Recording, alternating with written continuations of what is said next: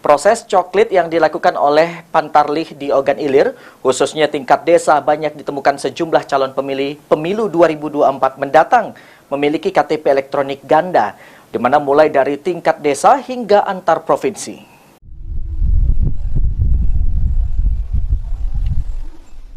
Setelah melakukan coklit selama 20 hari, KPU Ogan Ilir telah melakukan 3 kali supervisi atau evaluasi hasil coklit data pemilih Kabupaten Ogan Ilir. Hasilnya didapatkan beberapa temuan, diantaranya ada pemilih yang jauh dari TPS yang akan ditujunya, sedangkan TPS yang terdekat dari rumahnya tidak tercantum. Serta juga ada pemilih yang tinggal di desa namun memiliki EKTP di desa dan kecamatan lainnya, serta kabupaten lain atau kota lain ataupun provinsi di luar Sumatera Selatan. Ada beberapa juga temuan di bawah pemilih yang antar kecamatan, antar provinsi juga ada, antar kabupaten juga ada. Masih ada warga Ogan Ilir itu yang memiliki KTP misalnya Prabu Muli, Marinim atau Lahat, itu masih ada. Nah, ini temuan rekan-rekan di bawah juga.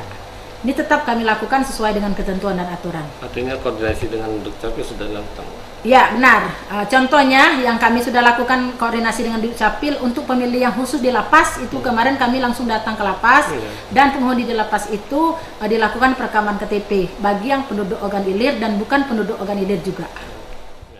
Semua temuan coklit dan hasil supervisi KPU Ogan Ilir dikoordinasikan ke pemilih bersangkutan dan Dinas Kependudukan dan Catatan Sipil agar pemilih dapat memberikan hak suaranya pada pemilu tahun 2024 nanti. Ahmad Romawi, PAL TV.